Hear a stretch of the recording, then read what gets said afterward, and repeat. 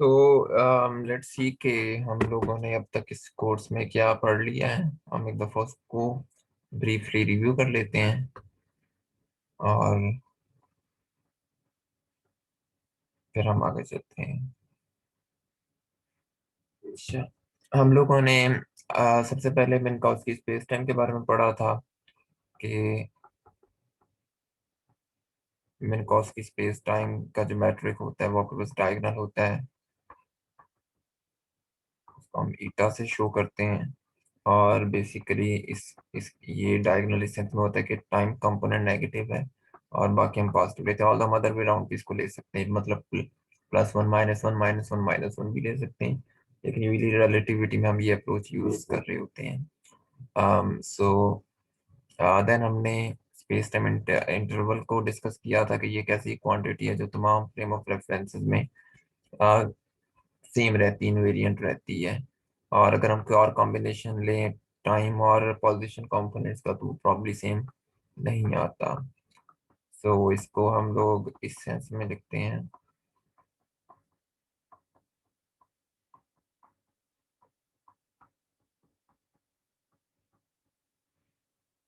अच्छा, सो इसके अलावा हमने जो चीज़ें डिस्कस की थी उनमें हमने वेक्टर्स को डिफाइन किया था कि वेक्टर्स क्या होते हैं। हमने देखा था वेक्टर्स को हम कैसे डिफाइन कर सकते हैं। बेसिकली टेंजेंट्स पे कर्व्स होती हैं, so these are tangents to the curves. Tangents to the curves का क्या मतलब है कि अगर आपके पास यहाँ पर कोई भी कर्व मौजूद है, सो लेट्स सपोज ये कर्व मौजूद है किसी स्पेस टाइम में, सो यहाँ पर एक्स कह लें, यहाँ पर टी कह लें, ये एक पॉइंट है। इस पॉइंट के ऊपर जो चीज इसकी डायरेक्शन बता रही होगी ये आपका टेंजेंट वेक्टर होगा। Basically this is tangent to the curve. इस कर्व के ऊपर एक टेंजेंट ड्रॉ किया हुआ है और हर पॉइंट के ऊपर इसकी डायरेक्शन डिफरेंट होगी। यहाँ पर कुछ और है, इसी तरह यहाँ पर कुछ और होगी। सो हम इनको और ये जो वेक्टर्स होते हैं ये किसी वेक्टर स्पेस का हिस्सा होते हैं। हम यूजली इनको कंपोनेंट्स की फॉर्म में ऐसे लिख सकते हैं, वेक्टर वी अल्फा इसके कंपोनेंट्स और इसके बेसिस वेक्टर्स, और ये किसी वेक्टर स्पेस वी का हिस्सा होते हैं। बहरहाल हमें ये भी पता है कि कंपोनेंट्स की ट्रांसफॉर्मेशन कैसे होती है। सो जो वी अल्फा बार होगा, अब यहाँ पर अल्फा बार ऊपर है तो यहाँ पर भी अल्फा बार ने ऊपर आना है, और इधर पे डमी इंडेक्स लगा देते हैं सम की। इसी तरीके से यहाँ पर अल्फा बार बीटा, ये हमने इनकी ट्रांसफॉर्मेशन पढ़ी थी। और अगर हमें इनका डॉट लेना हो दो वेक्टर्स का, चलिए इसको डब्ल्यू कर लेते हैं, तो eta alpha beta V alpha W beta. अच्छा, इसी तरह से हमने कुछ चीजें वन फॉर्म के बारे में पढ़ी थी कि वन फॉर्म्स क्या होते हैं। सो बेसिकली डुअल्स होते हैं वेक्टर्स के, और हमने लास्ट क्विज में देखा था कि भी वेक्टर स्पेस के सारे आर्गुमेंट्स को सेटिस्फाई करते हैं। आपने इसके काफी एक डिटेल्ड सॉल्यूशन रात को मैंने अपलोड भी किया था, आपने वहां से भी देख लिया होगा। सो बेसिकली ये लीनियर मैप्स होते हैं।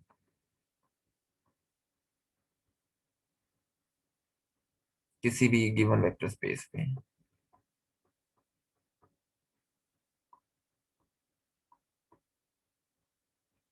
आ, इस बात का मतलब ये है कि आपके पास कोई भी वन फॉर्म है, सो ये किसी भी वेक्टर स्पेस को real set of real number से की तरफ मैप करती है। और हम यूजली ये जो लाइंस आ रही हैं ये आपके पास एक वन फॉर्म है। So let me call this P, और अगर आपने इसके ऊपर किसी वेक्टर को शो करना है तो हम इस तरीके से किसी वेक्टर वी को इसके ऊपर शो कर सकते हैं। तो जो हम वन फॉर्म को लाइन से रिप्रेजेंट करते हैं, और हमने इसकी इसकी काफी डिटेल डिस्कशन की थी कि लाइन बेसिकली सेंस क्या बना रही हैं। पर और मैथमेटिकली अगर हम इसको कंपोनेंट्स की फॉर्म में लिखना चाहें तो P will be P alpha, और यहाँ पर जो बेसिस वेक्टर्स हैं ओमेगा अल्फा, और डेफिनेटली ये भी किसी वन फॉर्म्स का हिस्सा और किसी वेक्टर स्पेस का हिस्सा होंगी। मैं इसके ऊपर ये लगा देता हूँ ये शो करने के लिए कि ये वन फॉर्म की vector, so one form space है। सो टेक बेसिकली ये वेक्टर स्पेस ही है, so that's just a use of notation. और हमें पता है कि ये चीजें ट्रांसफॉर्म कैसे होती हैं। So P alpha bar will be alpha bar beta P beta. इसी तरीके से omega alpha bar alpha bar beta omega beta. So ये यहाँ पर नहीं है। इस तरीके से ये इसकी ट्रांसफॉर्मेशन होती है। सेकेंडली हाँ, हमने अभी जो बेसिस वेक्टर्स की बात की है, या इनकी बात कर रहे हैं हम लोग बेसिस वन फॉर्म्स की। सो जो भी हम बेसिस यहाँ पर कंसीडर कर रहे हैं, हमें ज़हन में रखना है कि ये हम कोऑर्डिनेट बेसिस ले रहे हैं।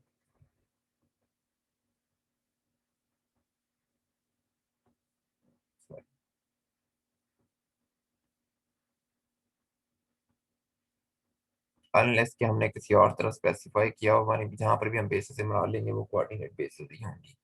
सो इस बात का मतलब ये है कि लेट्स सपोज मैं इस वन फॉर्म को कोई वेक्टर दे देता हूँ बीटा,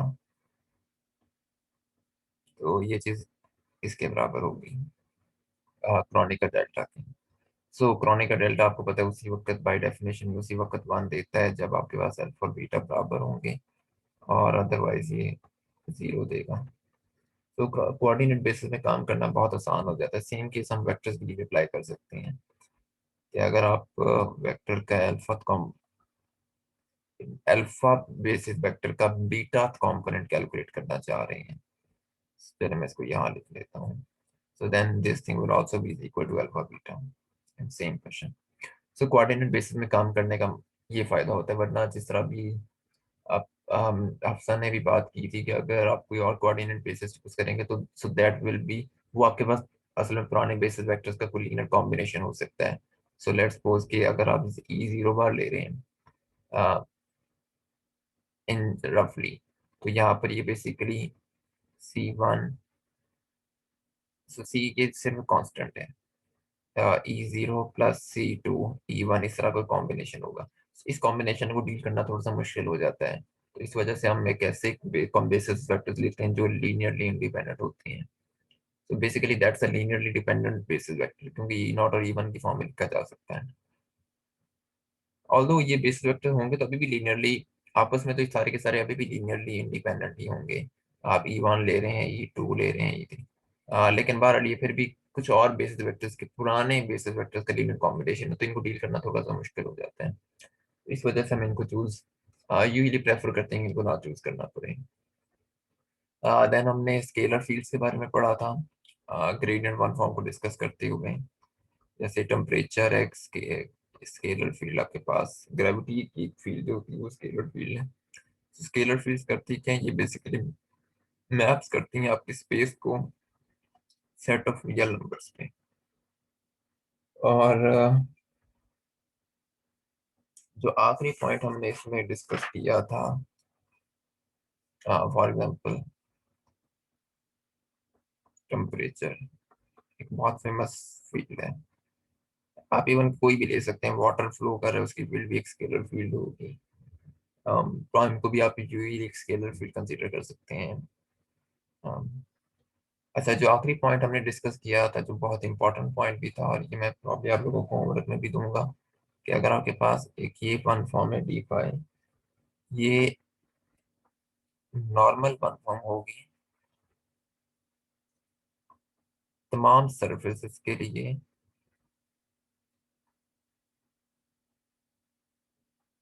जिनके लिए फाई कांस्टेंट है।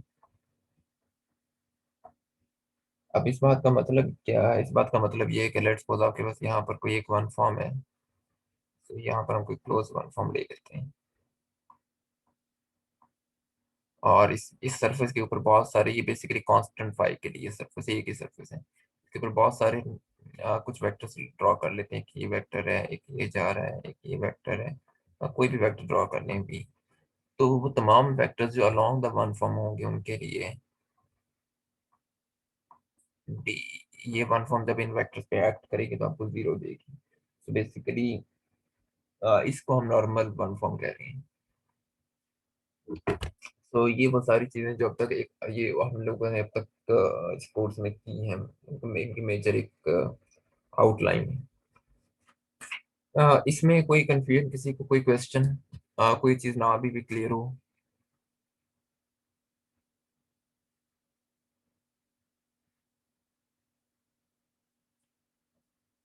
जी।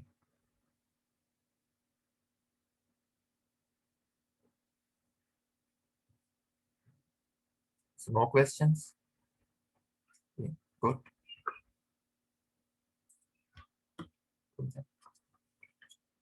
Okay, so let's start something new. So आज हम लोग सबसे पहले डिस्कस करेंगे टेंसर प्रोडक्ट को।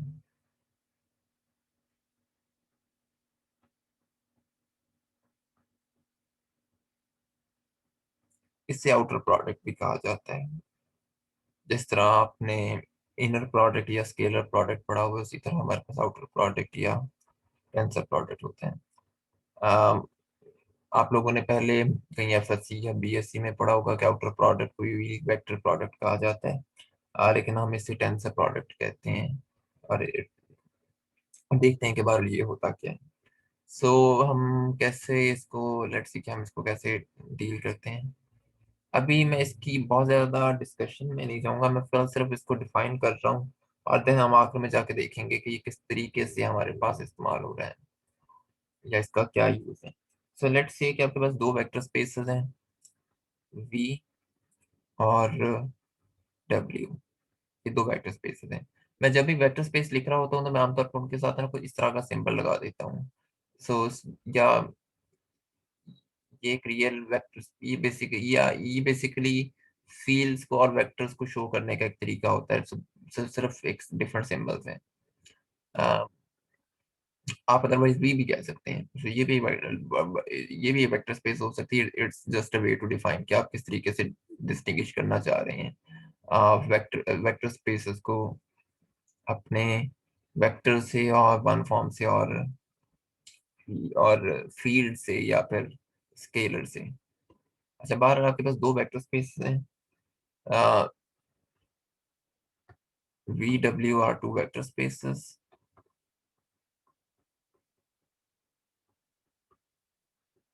अब हम इनके टेंसर प्रोडक्ट को डिफाइन करते हैं।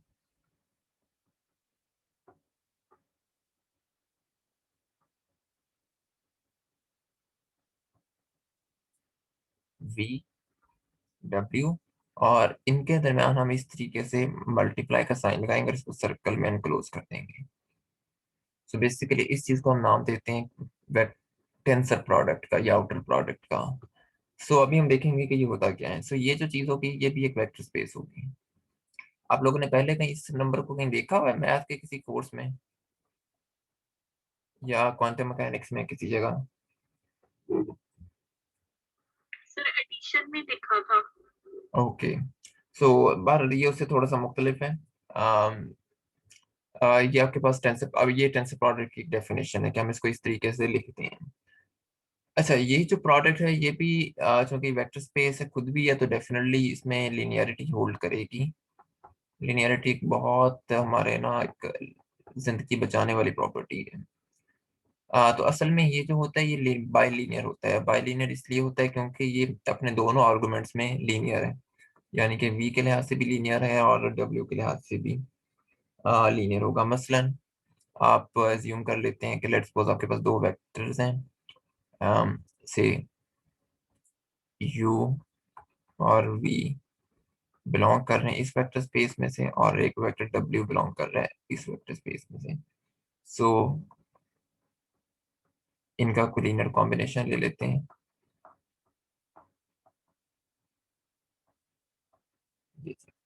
सो हम इसको ऐसे लिख सकते हैं, a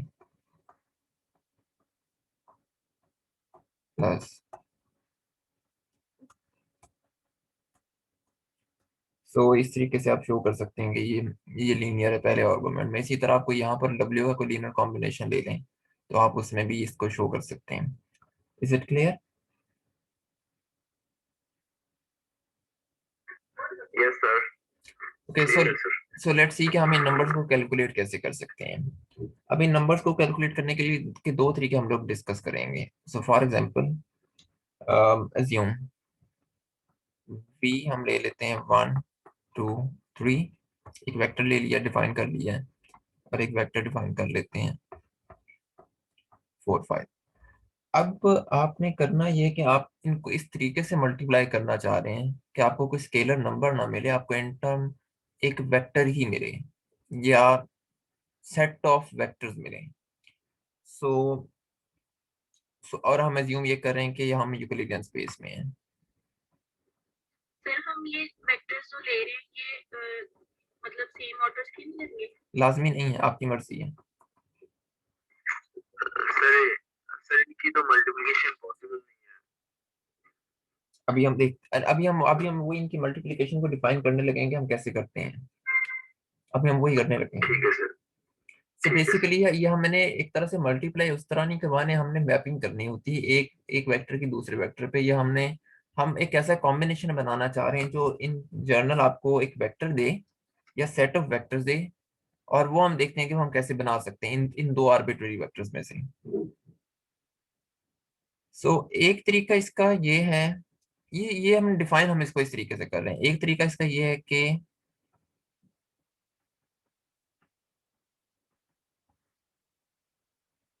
आपने पहला एलिमेंट उठाया, इसको मल्टीप्लाई कर दिया 4 से, फिर इसको मल्टीप्लाई कर दिया 5 से, दूसरा उठाया इसको 4 से कर दिया, फिर उसको 5 से कर दिया, 3 को 4 से कर दिया, 3 को 5 से कर दिया। सो आपके पास ये चीज बन गई 4 10 8, सॉरी 10 12 15। तो ये आपके पास, अब ये जो आपके पास नई क्वांटिटी है, ये एक वेक्टर है। क्या ये एक वेक्टर है? Yes sir. बेसिकली सो हमने दो वेक्टर्स को मल्टीप्लाई करके एक तीसरा वेक्टर ड्रॉ कर लिया। अच्छा, इसको अगर आप वो मैपिंग की फॉर्म में देखें ना, तो वो ये चीज बनती है। मैं यहाँ पर लिख देता हूँ। सो 1 2 3, और यहाँ पर आपके पास आ रहे हैं 4 5। सो यहाँ ये v है और ये w। सो ये मैपिंग इस तरीके से हो रही होती है कि ये 1 जो है इसके साथ भी है और इसके साथ भी है, और इसी तरीके से ये जो 2 है ये 4 पे भी जा रहा है, 5 पे भी जा रहा है, और 3 जो है ये 4 पे भी है, 3 5 पे के साथ भी इंटरेक्ट कर रहे हैं। सो ये इस तरीके से हम इसको मैप कर रहे होते हैं अगर हम वेन डायग्राम की फॉर्म में देखें। अच्छा, सो ये जो न्यू वेक्टर बना है, इसको हम आउटर प्रोडक्ट कहते हैं।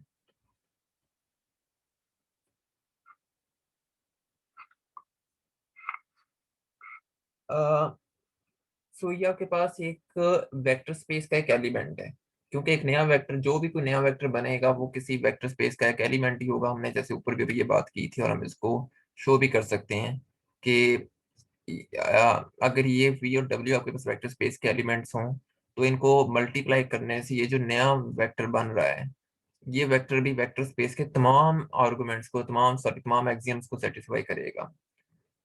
अच्छा, लेकिन बाज़ औक़ात हम इसको एक वेक्टर की फॉर्म की बजाय किसी मैट्रिक्स की सूरत में रिप्रेजेंट करना ज्यादा पसंद करते हैं, और हमें उसका ज्यादा फायदा होता है।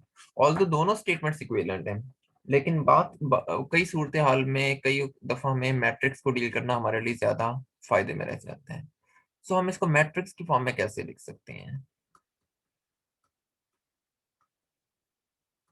1 2 3 4 5। अच्छा, आप ये याद रखें कि जब आप मल्टीप्लाई करते हैं, ये चीज कैलकुलेट करते हैं v.w, सो आपको चाहिए होता है एक नंबर, आप उसके लिए फिर इसको इस तरीके से मल्टीप्लाई करते हैं 1 2 3 4 5। ये चीज आपको एक नंबर देती है 1/4 टू, पहली रो पहला कॉलम, बाल जो भी आप इसको मल्टीप्लाई करेंगे इसको देख लीजिएगा। लेकिन उसमें आप ये करते हैं कि आप पहले रो लिखते हैं और बाद में कॉलम लिखते हैं, तभी आपको नंबर मिलता है। ऐसे ही है,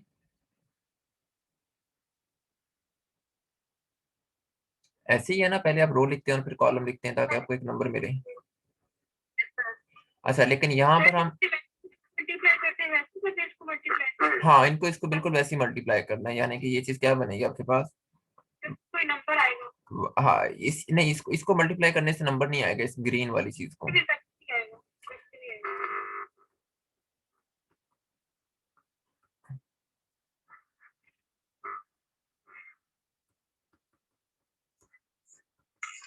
तो 4 5 8 10 12 15। सो ये भी आपके पास है, ये भी एक आउटर प्रोडक्ट है। सो ये जो हमने यहाँ पर दो इक्वेशंस बनाई हैं आउटर प्रोडक्ट की, ये दोनों इक्वेशंस असल में इक्विवेलेंट, इक्वेशन नंबर 1 और इक्वेशन नंबर 2, ये दोनों इक्वेशंस इक्विवेलेंट हैं, इन दोनों में कोई फर्क नहीं है, ये सिर्फ आउटर प्रोडक्ट को डिफाइन करने के दो मुख्तलिफ तरीके हैं। सो हम मैट्रिक्स मल्टीप्लिकेशन की फॉर्म में इसको इस तरीके से लिखते हैं, ये दोनों फॉर्म्स इक्विवेलेंट हैं। हमारी सहूलत के मुताबिक जब हम इसको किसी खास सिनेरियो में, इसका जो फाइनल आंसर है वो तो दोनों का डिफरेंट है, सेम कैसे होगा? इनकी जो अंडरलाइंग मैथमेटिक्स है वो सेम है, इन दोनों, ये दोनों सेम पर्पस को सर्व कर रही हैं। फॉर्म डिफरेंट है इनकी, इनकी फॉर्म डिफरेंट है, लेकिन इन दोनों का पर्पस सेम है, दोनों सेम पर्पस को सेट फॉलो कर रही हैं। जिस तरह ये जो डायग्राम आपको ऊपर नजर आ सकती है, वेन डायग्राम, सो दोनों ही ये मैट्रिक्स भी और ये वेक्टर एलिमेंट भी इसी वेन डायग्राम की रिप्रेजेंटेशन है, सॉरी इस मैपिंग की रिप्रेजेंटेशन है। इनकी फॉर्म्स एक्चुअली सर, हाँ जी।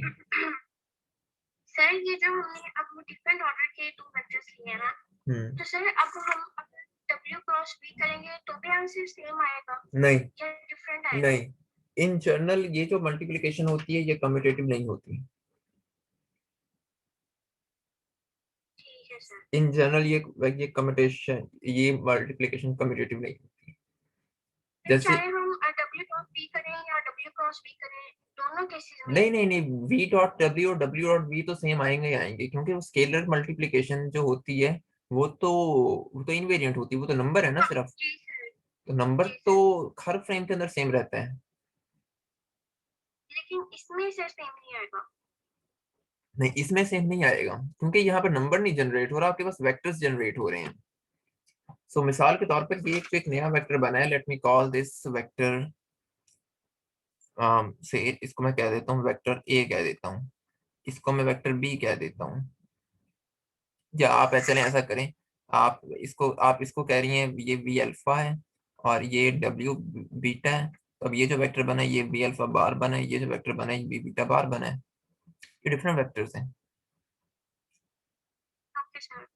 लेकिन अगर यहाँ पर मल्टीप्लाई करने से लेट्स सपोज कोई नंबर आता है, से सम कोई कांस्टेंट आ जाता है अल्फा, सो वो तो चलिए मैं इसको अल्फा क्या करूँ, मैं इसको आर कह देता हूँ, कोई कांस्टेंट आर आ जाता है, वो तो तमाम फ्रेम ऑफ रेफरेंसेस में सेम रहेगा, तमाम कोऑर्डिनेट ट्रांसफॉर्मेशन में भी सेम रहेगा, क्योंकि वो तो नंबर है।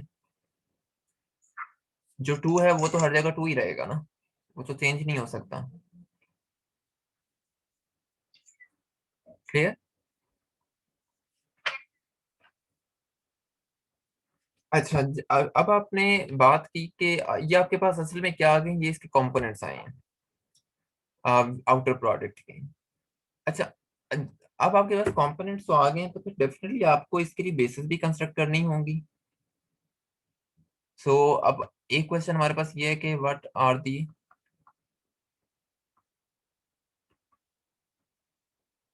Basis of this new vector space,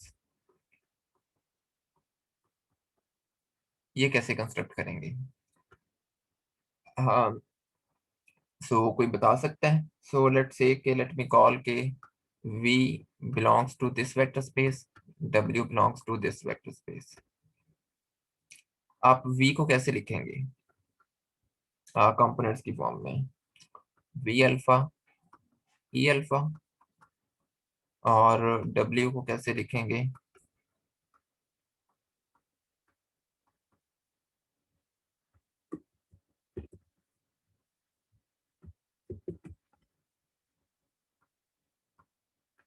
और आप कैलकुलेट कर रहे हैं v क्रॉस w, मैं इसको क्रॉस ही कह रहा हूँ, उससे मतलब यही कि आउटर प्रोडक्ट ले रहा हूँ।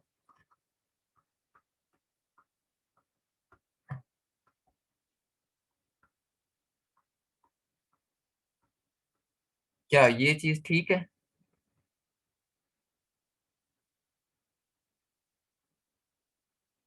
या इसमें कोई मसला है?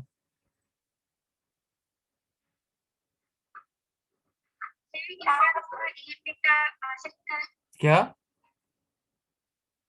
Sir fine sir. सर इसमें डमी इंडेक्सेस 4 दफा आ रहे हैं। हाँ, डमी इंडिसेस 4 दफा आ रही हैं, तो मुझे यहाँ पर इंडिसेस को चेंज करना होगा, क्योंकि ये जो पूरी टर्म है ये असल में एक टर्म है। अच्छा, क्योंकि ये वेक्टर स्पेसेस का हिस्सा है, तो यहाँ पर आपके पास ये बेस है, ये बेसिस वेक्टर है किसका? वी का। और ये जो चीज है ये बेसिस है डब्ल्यू की। और वी अल्फा और वी डब्ल्यू बीटा तो असल में कांस्टेंट्स हैं। क्या लिनियरिटी अगर होल्ड करती है, अगर मैं कह जैसे मैंने शुरू में बात की थी कि ये वेक्टर स्पेस है, तो वेक्टर स्पेसेस में लिनियरिटी होल्ड करती है। अगर लिनियरिटी होल्ड करती तो क्या मैं इन दोनों नंबर्स को बाहर निकाल सकता हूँ, क्योंकि ये भी कंपोनेंट्स हैं। Components of W, components of alpha, और जो कंपोनेंट्स होते हैं वो तो सिर्फ नंबर होते हैं। अगर मैं इनको बाहर निकाल सकता हूँ तो फिर इसका मतलब है कि मेरे पास अब कुछ फाइनल सिचुएशन बन जाएगी। वी अल्फा, डब्ल्यू बीटा,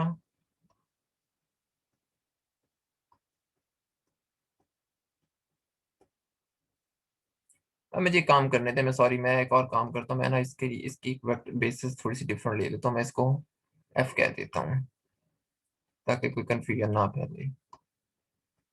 क्या मैं इसको ऐसे लिख सकता हूँ ना? तो फिर ये चीज क्या बन गई? Basis of V cross W. और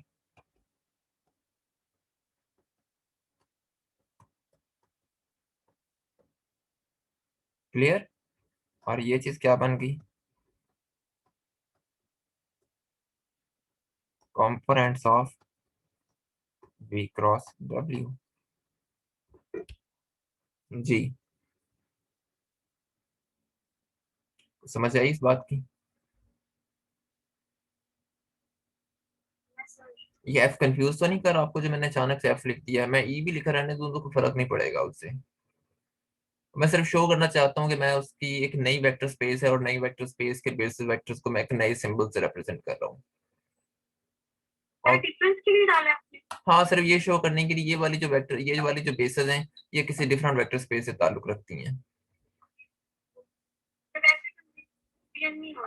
हाँ, ये क्योंकि अब आपके पास वेक्टर स्पेसेस दो आ गई है ना, तो मैं मतलब दोनों वेक्टर स्पेसेस को डिफरेंट तरीके से लिखना चाह रहा था, उनके बेसिस को। क्योंकि अब अगर लेट्स सपोज कि आपके पास इसी वेक्टर स्पेस में कोई और वेक्टर आ जाता है, लेट्स सपोज के ये v1 है, कोई नया वेक्टर v2 आ जाता है, तो मैं उसकी बेसिस वेक्टर को बीटा से रिप्रेजेंट कर दूंगा, तो वो फिर कंफ्यूजन नहीं रहेगी कि ये जो बीटा है, अब अगर मैं बीटा कर रहा हूँ तो मुझे पता है कि ये जो वेक्टर है ये बेसिस वेक्टर असल में w के वेक्टर स्पेस में से है। मैंने इसलिए एक नया सिंबल इनके लिए चूज किया है।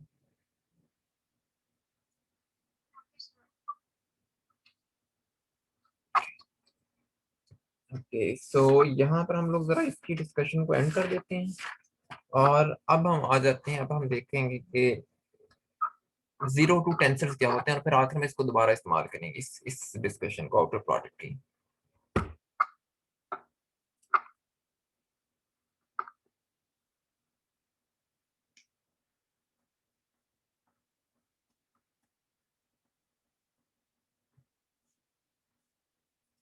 Zero two tensors.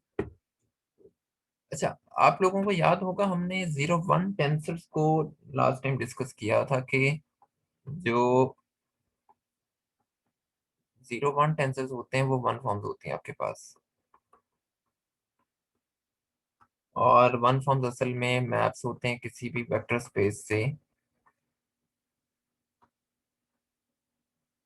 Real numbers पे। यानी कि अगर आप किसी भी वेक्टर स्पेस को सॉरी किसी भी वन फॉर्म को कोई वेक्टर दें तो आपको कोई रियल नंबर मिलता है। चूंकि ये जीरो वन टेंसर थे तो आप इनको एक वेक्टर देते थे, तो इसी तरीके से हम कह सकते हैं, इसी चीज को ध्यान में रखते हुए कि जीरो टू टेंसर्स भी आपके पास लीनियर मैप्स होंगे, लेकिन product of two vector spaces से रियल नंबर्स पे। यानी मतलब मेरी बात का ये है कि zero two tensors are linear maps from product of two vector spaces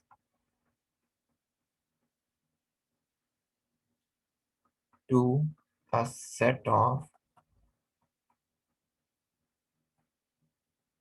real numbers। अच्छा, इसको मैं टी से रिप्रेजेंट करूँ, मैं इसके ऊपर कोई सिंबल नहीं लगा रहा हूँ। आपको बस पता होना चाहिए कि ये जो टी है जीरो टू टेंसर है। अब कॉन्टेक्स्ट ज्यादा हो जाएगा। अब मेरे पास मतलब वेक्टर्स को तो मैं इससे शो कर देता था, वन फॉर्म को मैं इससे शो कर लेता था। मेरे पास असल में सिंबल्स खत्म हो गए हैं। तो इसलिए आपको वैसे ये आपको पता लग जाएगा कि किसकी बात हो रही है यहाँ पे। तो यहाँ पर दो वेक्टर्स हैं, उनका आउटर प्रोडक्ट है उन वेक्टर स्पेसेस का। ये जो मैप कर रहे हैं ये किसी सेट ऑफ रियल नंबर्स में मैप कर रहे हैं। सो ये हमारे पास डेफिनेशन है जीरो टू टेंसर्स की। जिस तरह हमने वन फॉर्म को डिफाइन किया था कि आप वन फॉर्म को एक वेक्टर देते हैं और वो आपको रियल नंबर प्रोड्यूस करके दे देती है। जीरो टू टेंसर्स को आप दो वेक्टर्स देंगे और ये आपको रियल नंबर प्रोड्यूस करके देगी। सो बेसिकली ये ऐसे है कि ये आपके पास सर ये 02 का इसलिए हमने दो वेक्टर दिए जी और 01 दिए हाँ एक जी। दिए। तो यानी कि आप इसको दो वेक्टर्स देते हैं से टी वी, इसको दो वेक्टर्स दे दिए और ये आपको यहाँ पर कोई रियल नंबर दे देगी। अच्छा, लेकिन यहाँ पर ना आपको एक चीज ध्यान में रखनी है, वो ये कि हम जिस तरह जीरो वन टेंसर को वन फॉर्म कह देते थे, तो हम जीरो टू टेंसर्स को टू फॉर्म्स नहीं कह सकते। ये डिफरेंट चीजें हैं। ये थोड़ा ये इनमें डिफरेंस है। मैं यहाँ पर इसको किसी और कलर में लिख देता हूँ। Zero two tensors and two forms are different things.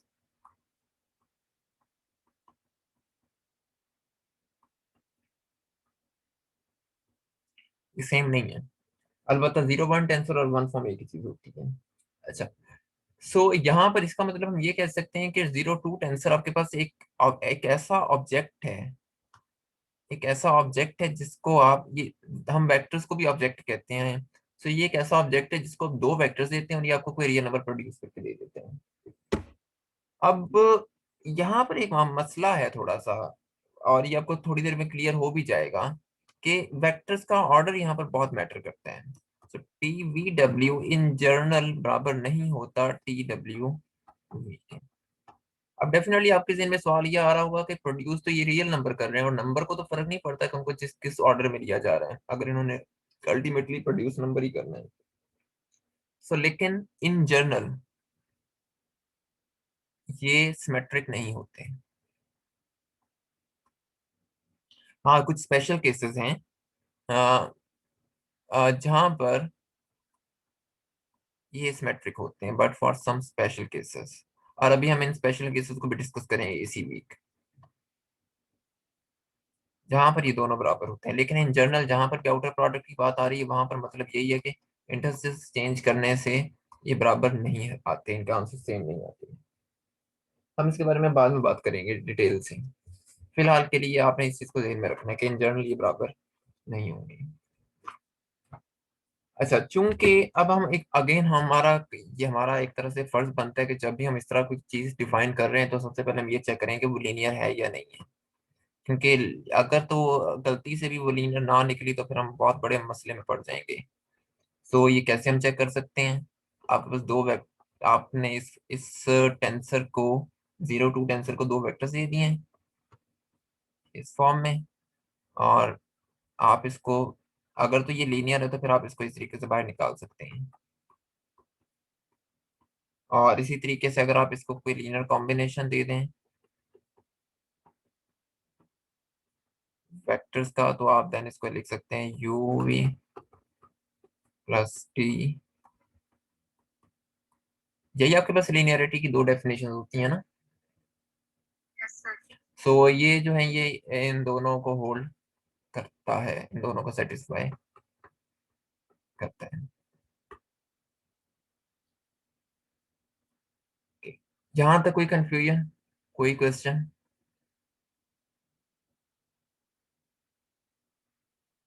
No sir.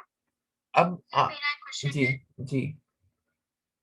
Sir हम वेक्टर स्पेस ले रहे हैं ना, तो सर हम इसमें आपने कहा ना कि 0 to 2 टेंसर जो है वो हमारे पास वन फॉर्म नहीं होते, उनमें हम वेक्टर स्पेस ही लेते हैं या वेक्टर्स लेते हैं, तो सर हम उनमें वन फॉर्म्स ले सकते हैं या नहीं ले सकते, उसका प्रोडक्ट लेके कर सकते हैं?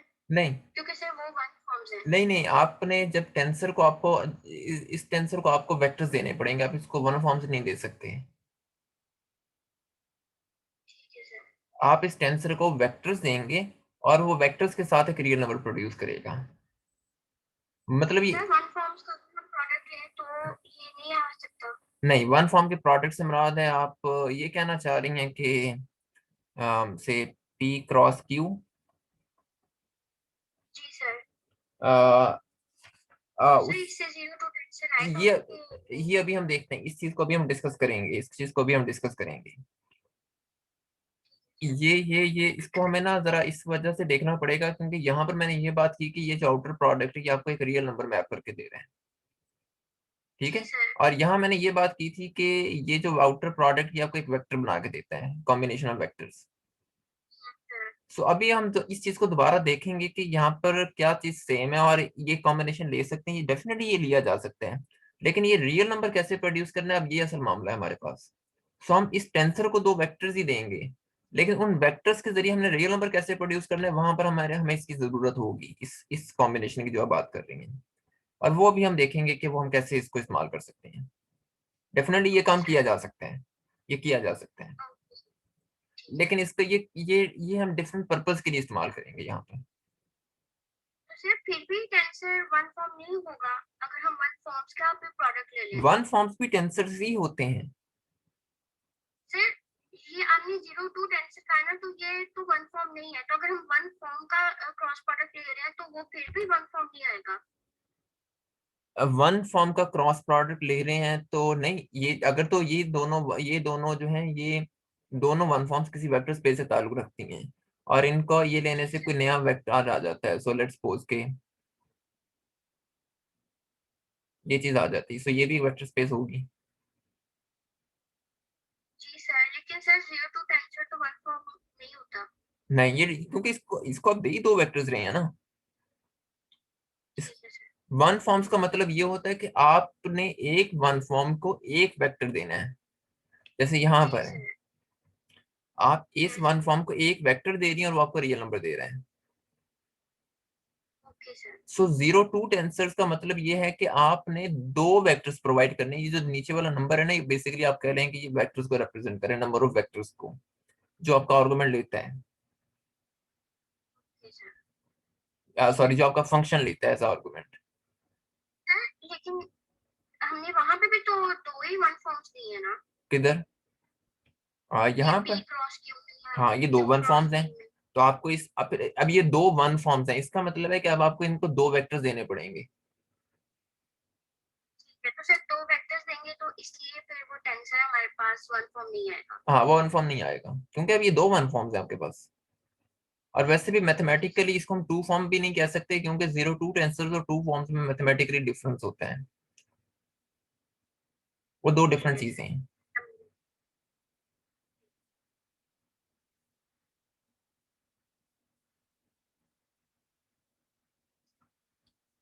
ओके, सो हम बात ये कर रहे थे कि आपने ये वेक्टर तो आपने ये टेंसर तो डिफाइन कर लिया, 0 to 10।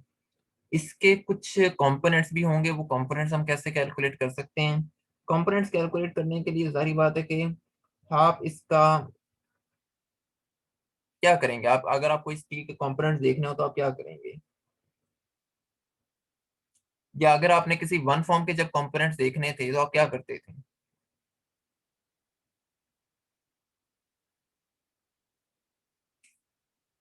अब वन फॉर्म के कंपोनेंट्स किस तरीके से आपने निकाले थे? कि आपके पास वन फॉर्म है, इसे आपने इस वेक्टर के ऊपर एक्ट करवाया था तो आपको पी अल्फा मिल गया था।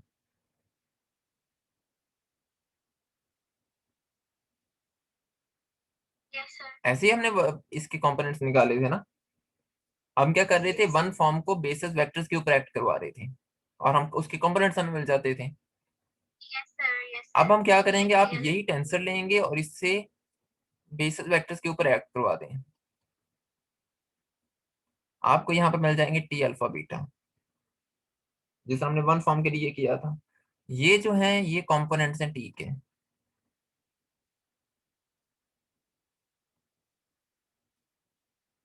और ये जो बेसिकली आपके पास अल्फा और बीटा, जारी बात है 4 दफा आ रही हैं, तो ये कलेक्शन होगी रियल नंबर्स की।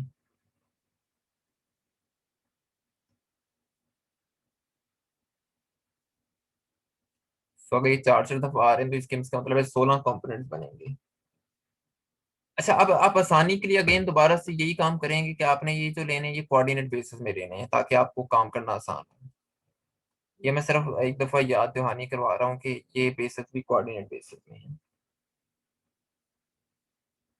यहाँ तक कोई मुश्किल, कोई चीज कंफ्यूज कर रही हो? हाँ सर। अच्छा, यहाँ पर मैं कुछ चीजें और एक दफा रिवीजन के लिए लिख देता हूँ कि जो टेंसर्स आपके पास होते हैं ये ज्योमेट्रिक ऑब्जेक्ट्स होते हैं।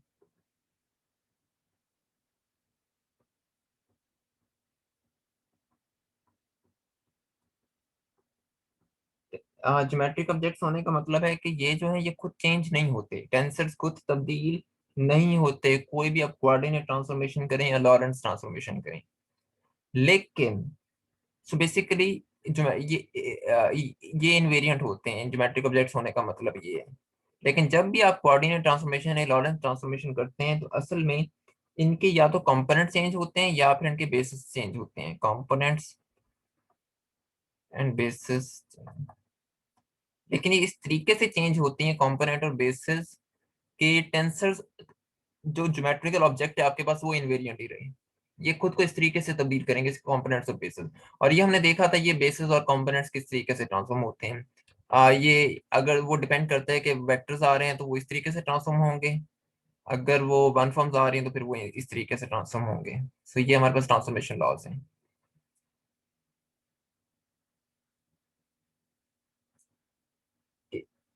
सो लेट्स सी, अब हम देख लेते हैं कि इसके कंपोनेंट्स आके आकर अगर इस टेंसर के कंपोनेंट्स किस तरीके से ट्रांसफॉर्म होते हैं। इस वक्त अब हमारे पास क्वेश्चन है कि how the components of T transform.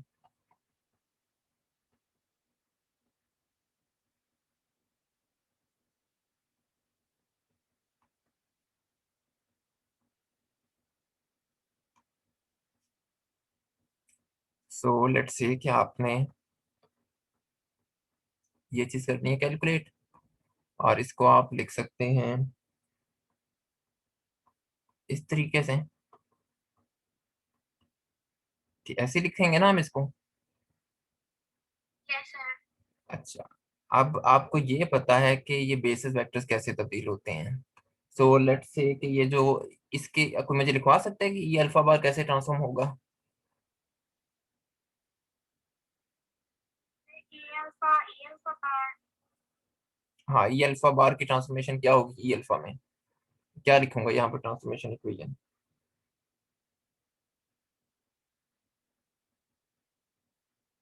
E alpha bar और है? ई बीटा बार। नहीं, आपने ई अल्फा बार से अब ये ई अल्फा में जाना है, कैसे जाएंगे? इसको, इसकी ट्रांसफॉर्मेशन इक्वेशन क्या होगी?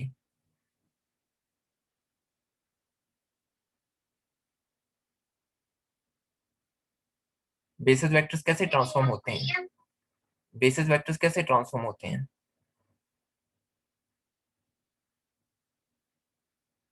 सर वो तो लैम्डा और अल्फा हाँ, बीटा तो वही पूछ रहा हूँ, वही ट्रांसफॉर्मेशन है ना इसकी। हाँ, लिखवाएं। तो lambda alpha bar beta. Alpha bar कहाँ आएगा, ऊपर या सर नीचे? नीचे। अच्छा, और ऊपर? बीटा। अच्छा चले, मैं ऐसे करता हूँ, मैं इसको अल्फा ही लिख लेता हूँ। बीटा भी लिख सकते हैं लेकिन मैं अल्फा ही लिख लेता हूँ। अब आगे आगे सर ई अल्फा। अल्फा नीचे या ऊपर? नीचे सर। ठीक है। अब मुझे लिखवा दें कंपोनेंट्स इसके, इसकी ट्रांसफॉर्मेशन लिखवा दें। Sir lambda beta part. Beta कहाँ पर? सर वो भी नीचे। हम्म। और ऊपर से अगर आपने उधर अल्फा और अल्फा लिया फिर इधर भी बीटा ही ले लें ठीक है, ऊपर। और ई बीटा। ये चीज बन गई। ठीक है, शाबाश। अब यहाँ पर आपके पास जो लैम्डा मैट्रिक्सेस हैं, ये तो नंबर्स हैं, ये नंबर्स हैं ना, नंबर्स तो तब्दील नहीं होते, जी सर। तो मैं इनको बाहर निकाल जी सकता सर हूँ। स्केलर्स। हाँ, ये यस स्केलर्स सर। हैं।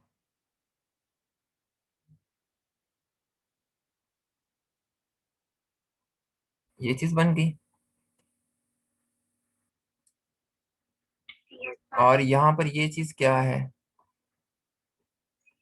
Components sir of. कंपोनेंट्स है ठीक है। ठीक है। हाँ जी, अब आप कुछ कह रही थी।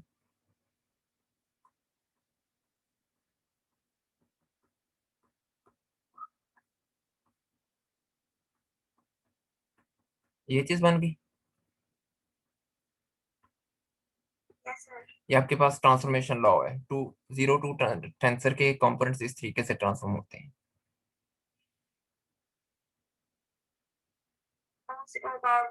हाँ जी। क्लियर? Yes sir. कोई कंफ्यूजन यहाँ पर?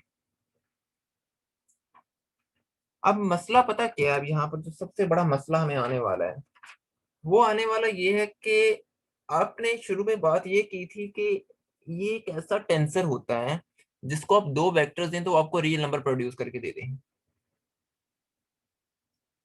सो अब मसला ये है कि हम आखिर ऐसे कौन से बेसिस एलिमेंट्स लें और इसको किस तरीके से हम लेके आगे कंटिन्यू करें कि आप जब भी आप इसको दो वेक्टर्स दें और तो वो आपको एक रियल नंबर प्रोड्यूस करके दे। अब सबसे बड़ा मसला इस वक्त हमारे पास ये है।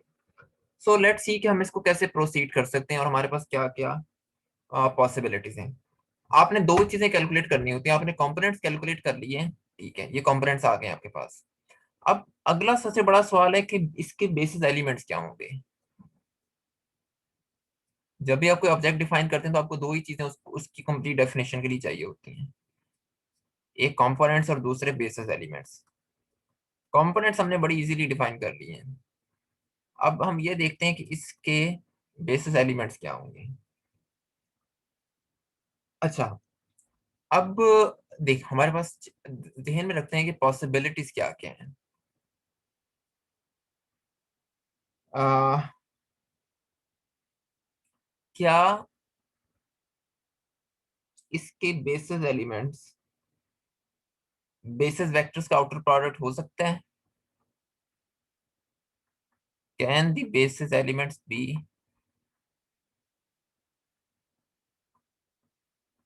The outer product of basis vectors? Zero two tensor के लिए याद रखें, फॉर जीरो टू टेंसर। यानी कि मेरा कहने का मतलब है कि दो वेक्टर्स आ रहे हैं तो क्या मैं इस चीज को कह सकता हूँ कि जीरो टू टेंसर का बेसिस एलिमेंट है?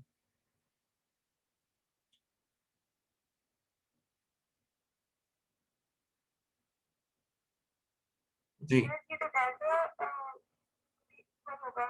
नहीं, ये डेल्टा के बराबर नहीं आएगा क्योंकि नंबर नहीं ना दे रहा आपको, ये तो वेक्टर दे रहा होगा। सर कह सकते हैं। जी, कोई और बताए? अभी देखते हैं हम कह सकते हैं, अभी हम इसको देखते हैं। रिमेंबर, ये आपको नंबर नहीं दे रहा, ये आपको वेक्टर दे रहा होगा या सर कुछ। हमें तो नंबर चाहिए। हमें नंबर चाहिए, अभी भी एक मसला है। और दूसरा हमने अभी एक बात ये की थी कि अम, अम, अभी हमने बात ये की थी कि जीरो टू टेंसर एक ऐसी चीज है। यहाँ पर एक प्लेस होल्डर लगा देते हैं।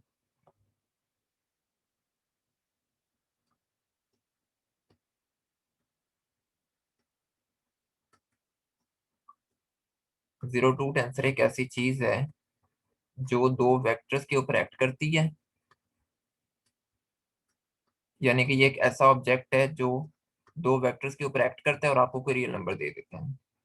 तो हमें डेफिनेटली इसके बेसिस एलिमेंट्स में भी कोई ऐसी चीज ही चाहिए होगी जो दो वेक्टर्स के ऊपर एक्ट कर सके। ऐसे ही है। Yes sir. लेकिन क्या वेक्टर वेक्टर्स के ऊपर एक्ट कर सकते हैं? सर वन फॉर्म वेक्टर्स के ऊपर तो एक्ट कर सकती है। हाँ, ये एक बड़ा अहम पॉइंट आ गया है। वेक्टर्स वेक्टर्स के ऊपर एक्ट नहीं कर सकते, क्योंकि जी वेक्टर्स को सर। वेक्टर्स पे एक्ट करने के लिए किसी तीसरे टेंसर की जरूरत होती है। Yes sir. Yes sir. लेकिन वन फॉर्म वेक्टर्स के ऊपर एक्ट कर सकती हैं।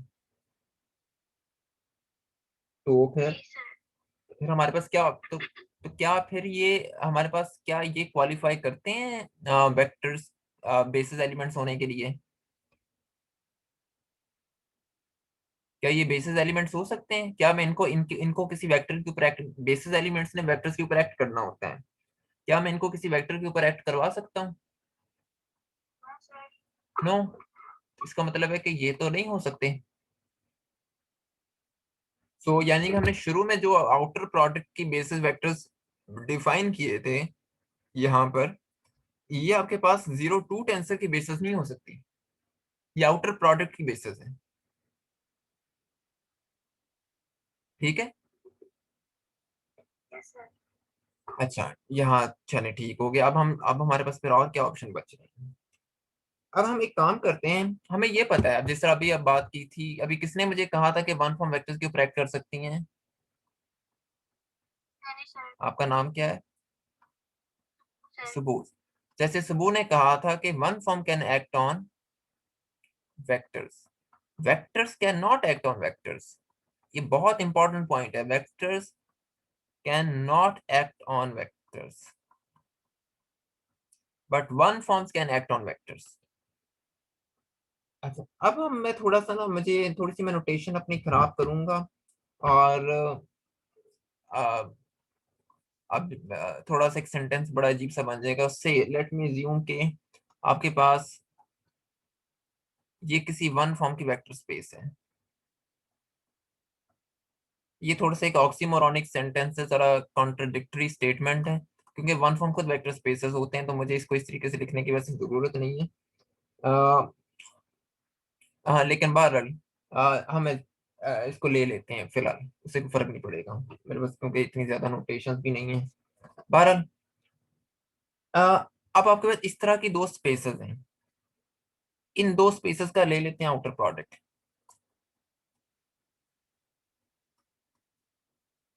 ए का outer product of two such spaces. So हम पहली वाली वेक्टर स्पेस में से ले लेते हैं कोई वन फॉर्म पी, और दूसरी वाली में से ले लेते हैं कोई वन फॉर्म क्यू। ठीक है। यानी कि ये जो वन फॉर्म बनी आपके पास, ये वेक्टर्स के ऊपर एक्ट कर सकती है। इन अ सेंस ये उन दो बेसिस वेक्टर्स के ऊपर एक्ट कर सकती है, या उन दो वेक्टर्स के ऊपर एक्ट कर सकती है, और आपको इन जनरल एक रियल नंबर दे सकती है। ठीक है। Yes sir. अच्छा, अब इस सारी बात का मतलब ये है कि मैं अगर इस वन फॉर्म को लूं यहाँ पर, इस वन फॉर्म के आउटर प्रोडक्ट को लूं, तो मैं इनको इन दो वेक्टर्स के ऊपर एक्ट करवा सकता हूँ, और ये यहाँ पर क्या देंगी, फिर ये मुझे यहाँ पर कोई रियल नंबर देंगी।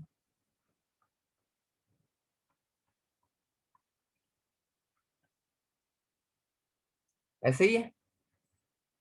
जी सर। अब मसला, अब यहाँ पर क्वेश्चन ये है कि ये किस तरीके से ये वन फॉर्म्स पी और क्यू किस तरीके से वी और डब्ल्यू पर एक्ट करेंगी कि रियल नंबर मिले।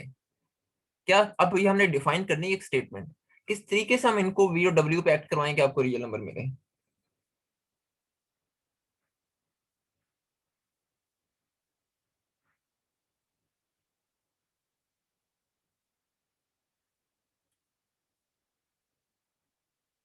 जी, कोई गैस करें, कुछ गैस कर सकते हैं? अगर आपको एक देखिए, आप आपके सामने क्वेश्चन रख दिया कि आपने एक चीज डिफाइन करनी है, लोगों को नहीं पता कि आप, लेकिन अब आपने लोगों को बताना है कि अगर हम इस वन फॉर्म को इन दो वेक्टर्स पर ऐसे एक्ट करवाएं तो आपको एक रियल नंबर मिल सकता है। कौन सा पॉसिबल तरीका हो सकता है रियल नंबर हासिल करने का यहाँ से?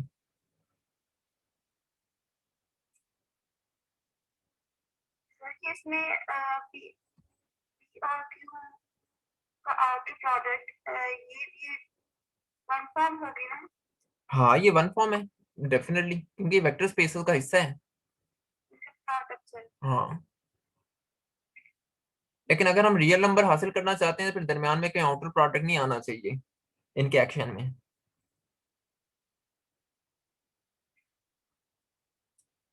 जी, मैं साथ में ना थोड़ी सी कलरिंग चेंज कर लेता हूँ।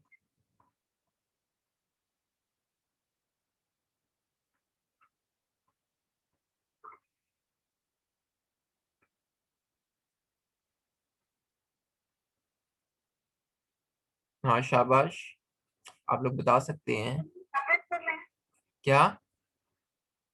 इनको सेपरेट कर लें। इनको सेपरेट कर लें? कैसे सेपरेट कर सकते हैं?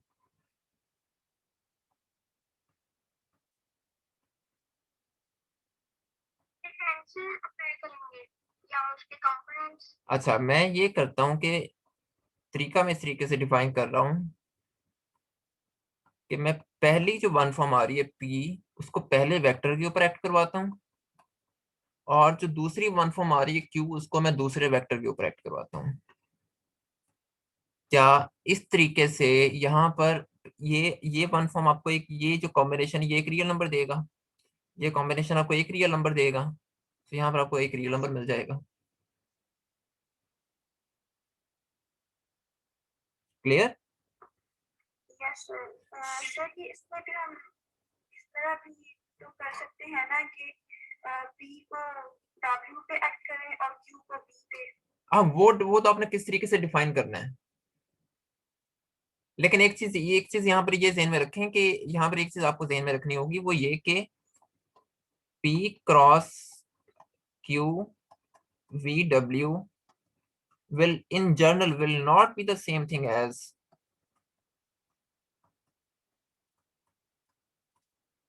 अब ऑल द नंबर तो यहाँ पर रियली प्रोड्यूस हो रहा है, लेकिन इन जर्नल ये एक्शन सेम नहीं होगा।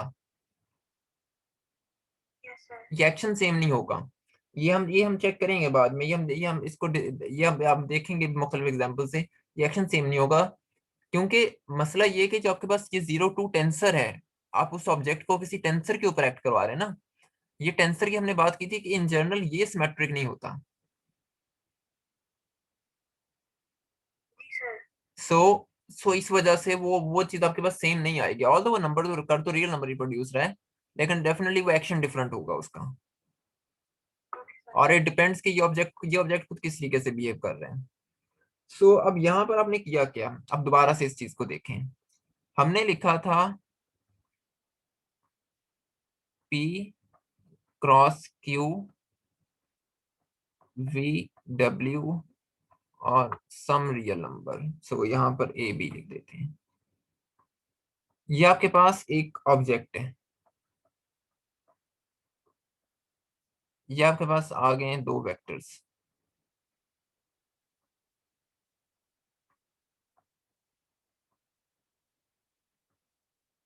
और यहाँ पर आपको मिल गया real number.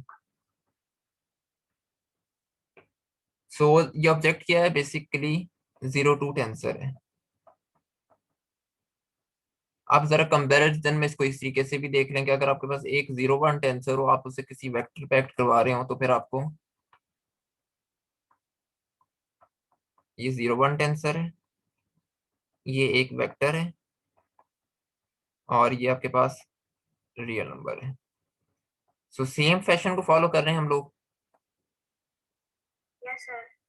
So so P cross Q is behaving like a 0 2 tensor. क्यों? क्योंकि ये दो वेक्टर्स ले रहे हैं और आपको एक रियल नंबर प्रोड्यूस करके दे रहे हैं।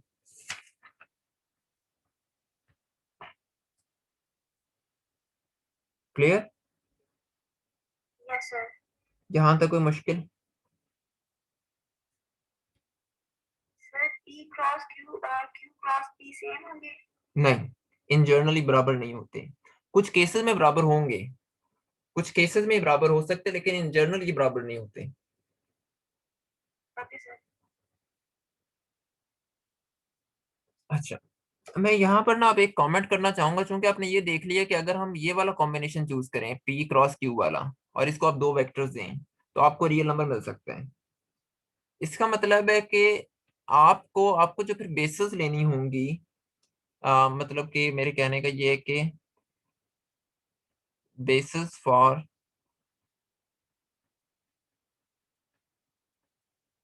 Will be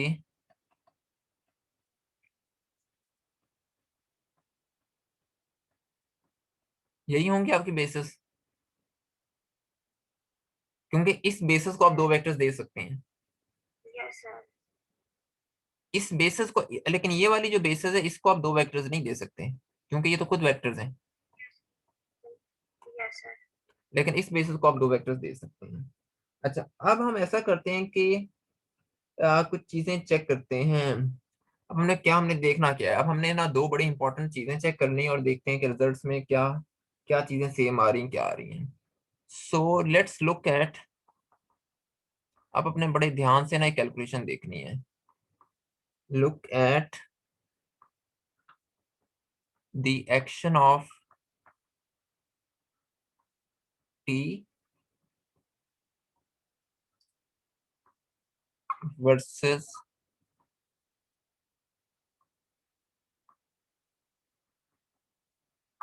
the action of these basis elements। किसके ऊपर चेक करना है? On some general vectors.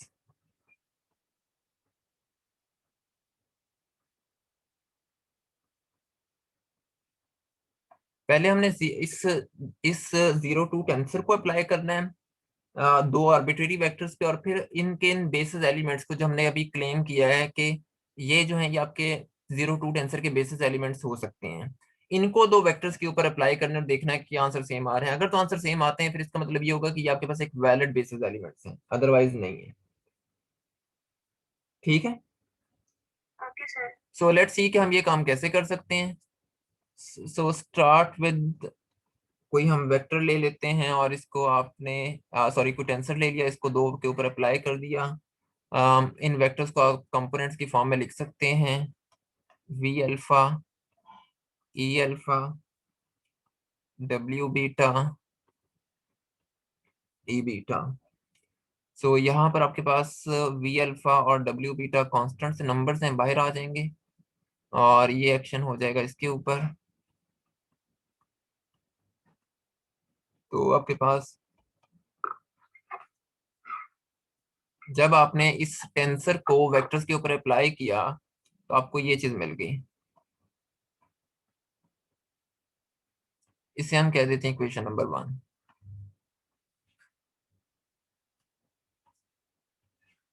Clear है? Yes sir. अच्छा, अब आगे अगला काम हमने ये करना है कि बेसिस एलिमेंट्स का एक्शन चेक करना है वेक्टर्स पे। और हम इसके लिए क्या करते हैं, कोई लीनियर कॉम्बिनेशन ले लेते हैं बेसिस एलिमेंट्स का।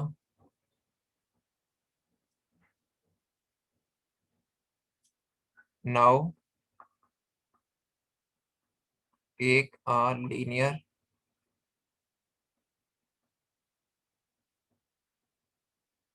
कॉम्बिनेशन ऑफ बेसिस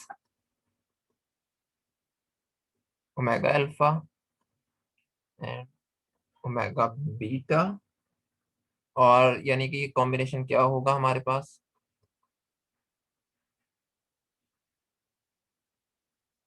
या आपके पास इनका एक लीनियर कॉम्बिनेशन है। ठीक है, यस क्लियर? सर। अच्छा, अब इसको अप्लाई करते हैं हम दो वेक्टर्स पर, यानी कि अब हम कैलकुलेट ये चीज करना चाह रहे हैं कि जब मैं इस क्वांटिटी को, इस बेसिस एलिमेंट्स के लीनियर कॉम्बिनेशन को इन दो वेक्टर्स बी और डब्ल्यू पर अप्लाई करूंगा, तो फिर क्या होगा, ये चीज हमने चेक करनी है। सो लेट्स सी के हम ये कैसे कर सकते हैं, ओके, सो स्टार्ट करते हैं। टी अल्फा बीटा,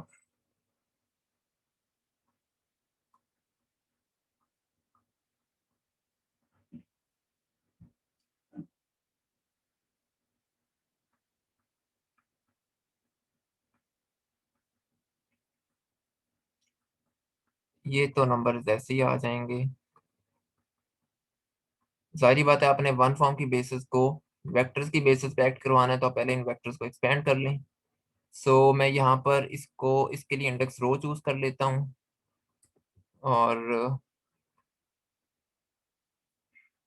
और इसके लिए इंडेक्स में चूज कर लेता हूँ सिग्मा। वी रो और डब्ल्यू सिग्मा कांस्टेंट्स हैं, इनको बाहर निकाल लेते हैं। हाँ शाबाश, बाहर आ जाएंगे। अब आपके पास बच गई है ये वन फॉर्म बच गई है,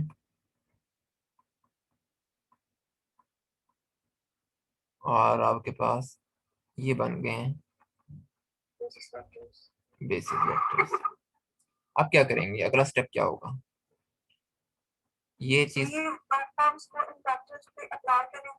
अच्छा, सो ये जो अच्छा चले, मुझे फिर एक काम करने दें। लेट मी जस्ट मुझे इनकी ना कलरिंग चेंज करने दें, ताकि मुझे डिस्कस करने में आपके साथ आसानी होगी।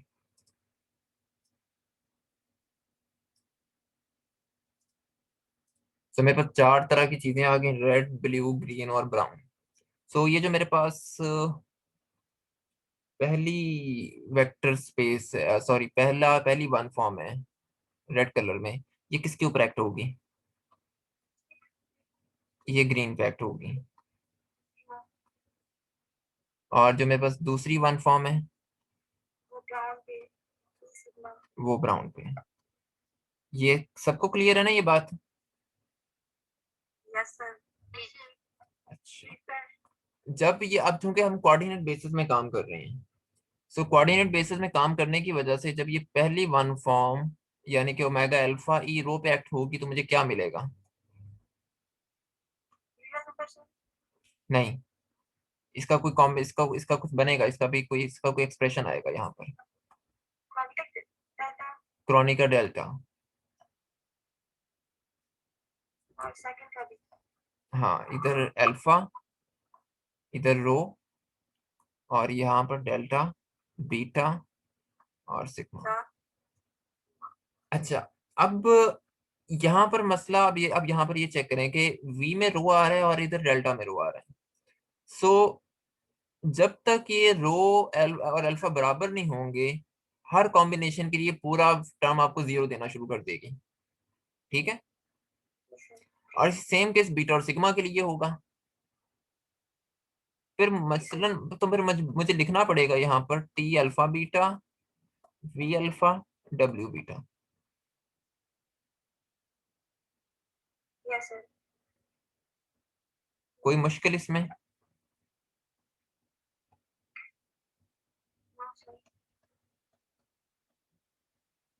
सो ये आपने सिंपलीफाई करके चीज ये बना दी है।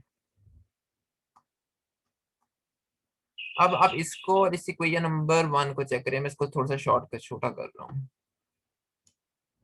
क्या आपको इन दोनों में कोई फर्क नजर आ रहा है? इक्वेशन 1 और 2 बिल्कुल सेम है। तो यानी कि हम कह सकते हैं कि किसी जीरो टू टेंसर का दो वेक्टर्स के ऊपर एक्ट करना बिल्कुल सेम है, जैसे कोई object T alpha omega beta दो वेक्टर्स के ऊपर एक्ट कर रही है। सो यानी कि omega alpha cross omega beta qualify करते हैं उस टेंसर के बेसिस एलिमेंट्स होने के लिए, क्योंकि उनका एक्शन सेम है। Yes sir.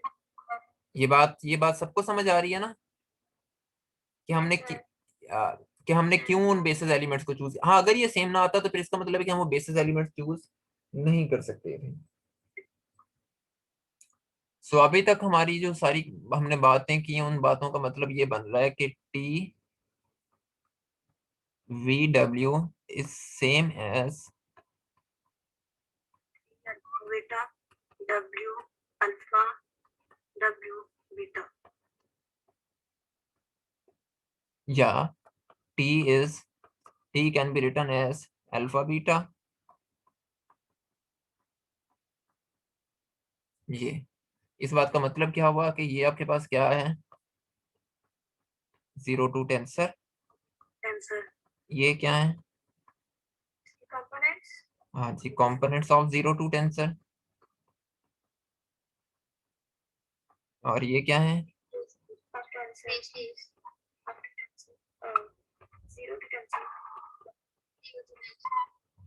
अच्छा क्या मैं इस इक्वेशन को ऐसे भी लिख सकता हूँ?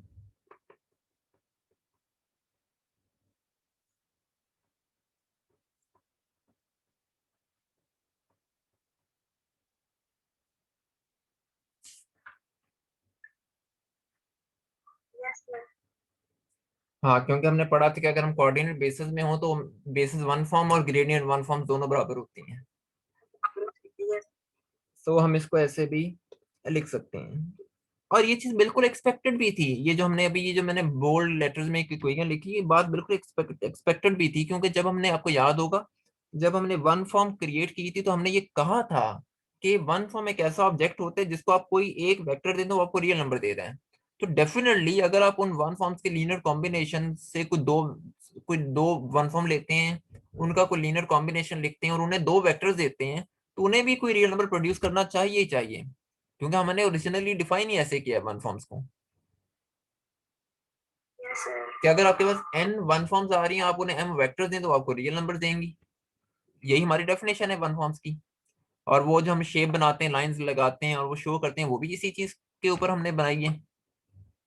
तो ये चीज मुकम्मल तौर पर एक एक्सपेक्टेड थी।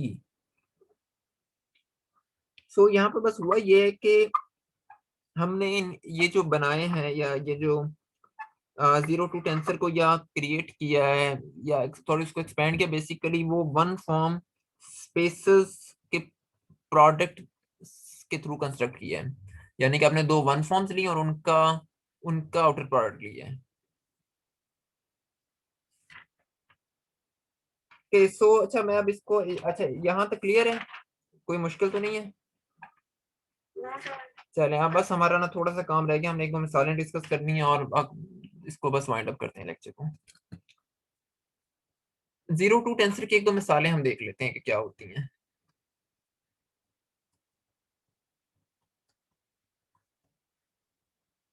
हमारे पास एक बड़ी फेमस एग्जांपल है इसकी, मिन्काउस्की मैट्रिक।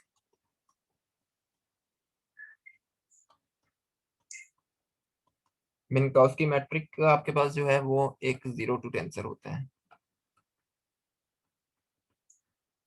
और ना सिर्फ मैट्रिक, मिन्काउस्की मैट्रिक ही नहीं, कोई भी मैट्रिक एलिमेंट, तो जिसकी वजह से हम बाज का 02 टेंसर्स को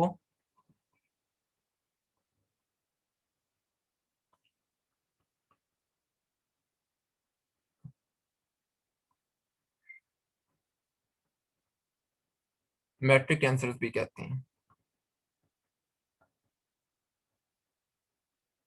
आपको अच्छा, इस मैट्रिक टेंसर की एक मिसाल दे देता हूँ आपको दोबारा से। v डॉट w अगर आप कर रहे हैं तो आप ये लिख रहे हैं ईटा अल्फा बीटा और v अल्फा w बीटा। तो इस तरीके से आप बेसिकली, अच्छा अब यहाँ पर इंटरेस्टिंग ये देखें कि जब आपने दो इनको स्केलर मल्टीप्लाई किया तो यहाँ पर आपको क्या मिला, कोई रियल नंबर। और 02 टेंसर भी क्या कह रहा है कि ये एक ऐसा टेंसर, उसको आप दो वेक्टर्स देते हैं तो आपको क्या मिलता है, रियल नंबर मिलता है। तो क्या मैं इस चीज को ऐसे नहीं लिख सकता, T V,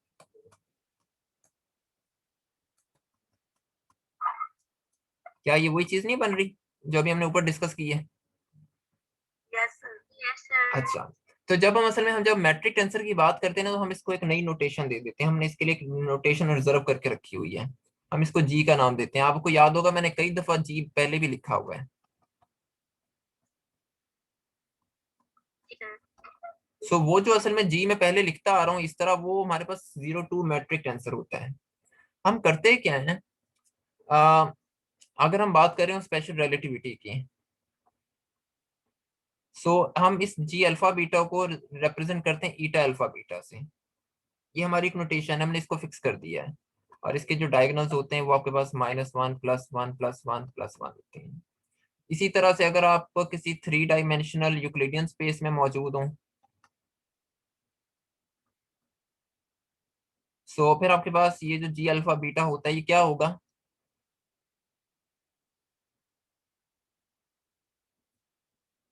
3D Euclidean space से मुराद है आई जे के।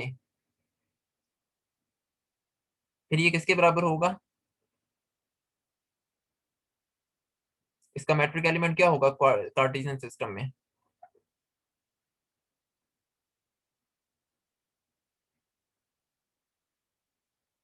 पता है आप लोगों को क्या होगा?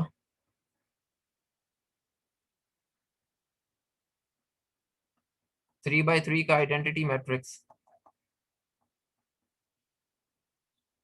इसके डायगोनल्स होते हैं 1 1 1। ये आपको पता तो है। आप इसी तरह डिफाइन करते हैं। अगर आपने सो E1 लेना हो तो आप इसको 1 0 0 लिखते हैं। E2 लेना हो तो आप इसको 0 1 0 लिखते हैं। E3 लेना हो तो आप इसको 0 0 1 लिखते हैं, और इसी तरह से आप इनको ड्रॉ कर देते हैं। तो यहाँ पर सिर्फ EX आ रहा है, यहाँ पर सिर्फ EY आ रहा है, और यहाँ पर सिर्फ EC आ रहा है। कोई मिलावट नहीं है इनमें। ऐसे ही होता है ना? सो सो सो ये इस तरीके, अगर आपको 2D में लिखना हो फिर क्या लिखेंगे? इन 2D यूक्लिडियन स्पेस अब आप क्या लिखेंगे?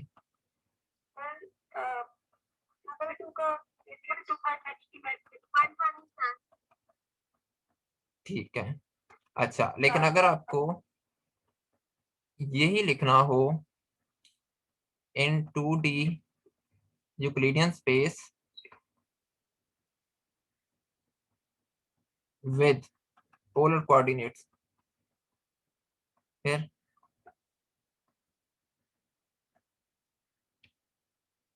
जी अल्फा बीटा आपके पास क्या होगा? 1 0 0 आर स्क्वायर, ये होगा। ये पढ़िए, आपने किया नहीं है? हाँ, यही होता है ना? इन 3D Euclidean space with polar coordinates फिर क्या होगा?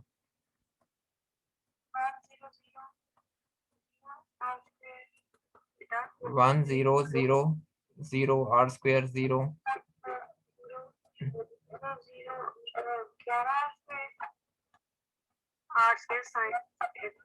इसका डायगोनल ये होता है।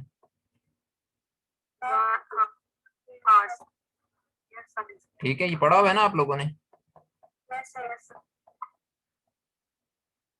इसी तरह सिलेंड्रिकल कोऑर्डिनेट में भी लिखा जा सकते हैं। अच्छा, सबसे इंपॉर्टेंट चीज ये है ना कि जो मैट्रिक टेंसर होता है, मैट्रिक टेंसर, अब वो जो मैं बात नहीं कर रहा था कि कुछ स्पेशल टेंसर ऐसे होते हैं जो सिमेट्रिक होते हैं। So basically metric tensor is always symmetric.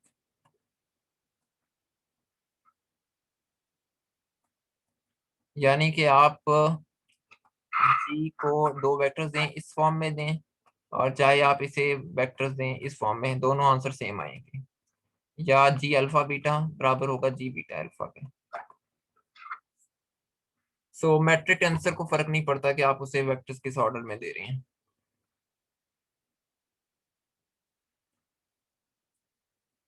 कोई मुश्किल यहाँ तक, कोई क्वेश्चन, कोई कंफ्यूजन? फिर आपने अभी बात की जो मैट्रिक टेंसर है वो 0 to 10 तक कोई कम करते हैं। हाँ जी। तो उसका फिर ऐसे तो हर 0 to 10 तक होगा? नहीं, सिर्फ मैट्रिक टेंसर। सारे 0 to टेंसर मैट्रिक मैट्रिक नहीं होते, लेकिन जो मैट्रिक टेंसर होता है इज ए, सर हम हर 0 to 10 को मैट्रिक टेंसर ही तो कह रहे हैं। नहीं कह रहे, हम उसको नहीं कहते हैं वो, लेकिन चूंकि हमारा वास्ता इतना ज्यादा पड़ता है 0 to टेंसर मैट्रिक टेंसर से, कि हमें आमतौर पर हम यूजुअली दूसरे 0 to टेंसर्स को डिस्कस ही नहीं करते, हम हर जगह मैट्रिक टेंसर को रिलेटिविटी में डिस्कस कर रहे होते हैं। सो इस वजह से हम कह देते हैं कि मैट्रिक टेंसर ही 0 to टेंसर है। लेकिन दर हकीकत मैट्रिक टेंसर 0 to टेंसर के एक टाइप है बस। लेकिन ये इतना एक्सटेंसिवली यूज होता है कि आप इसको ही असल में जीरो टू टेंसर को मैट्रिक टेंसर कहना शुरू कर देते हैं। लेकिन बहुत सारे जीरो टू टेंसर्स ऐसे हैं कि जो जो सिमेट्रिक नहीं होते। अगर मैं गलत नहीं हूं तो इसकी एक बड़ी अच्छी मिसाल हमारे पास मेरे ख्याल में मोमेंट ऑफ इनर्शिया की है, बट मुझे देखना होगा उसके बारे में। लेकिन मेरे ख्याल में मोमेंट ऑफ इनर्शिया एक antisymmetric zero two tensor है। लेकिन चूंकि हमारा वास्ता असल में हर वक्त पड़ता ही मैट्रिक टेंसर के साथ है और बाकियों से नहीं पड़ता, तो इसलिए नाम इतना ज्यादा कॉमन हो चुका है कि आप जीरो टू टेंसर को ही मैट्रिक टेंसर कहते हैं। लेकिन अगर हम प्रॉपरली देखें तो मैट्रिक टेंसर असल में सिमेट्रिक जीरो टू टेंसर है। It's not only a zero two tensor, इसमें इसका कोई ना कोई एंटी सिमेट्रिक पार्ट भी होगा जो इस वक्त यहाँ पर स्ट्रेस हो चुका है। जो क्योंकि जीरो टू टेंसर, अब हम नेक्स्ट में देखेंगे कि आप कोई भी अगर आपके पास टेंसर हो ना या कोई भी मैट्रिक्स हो तो आप उसको उसके सिमेट्रिक और एंटी सिमेट्रिक पार्ट्स में लिख सकते हैं। आपने ये एक्सरसाइजेस पहले की भी होंगी मैट्रिक्स अलजेब्रा में। सेम केस टेंसर्स के साथ भी है, लेकिन मैट्रिक टेंसर में एंटी सिमेट्रिक कंपोनेंट जो होते हैं वो वैसे जीरो हो जाते हैं, तो बचता सिर्फ सिमेट्रिक ही है। So zero two tensors are not always symmetric metric tensors. Metric tensor is just a type of zero to tensor, but they are so commonly used in relativity that we often call them as metric tensors. Otherwise, otherwise zero to tensors can be symmetric as well as anti-symmetric. कुछ हुई बात clear, कुछ समझ में आई?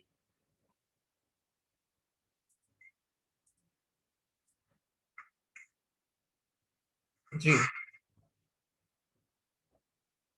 कुछ समझ में आया कुछ? जी सर, आ गया सर। Okay good. सो मैं रिकॉर्डिंग पॉज कर स्टॉप करने लगा हूँ और ये हमारा लेक्चर एंड हो गया।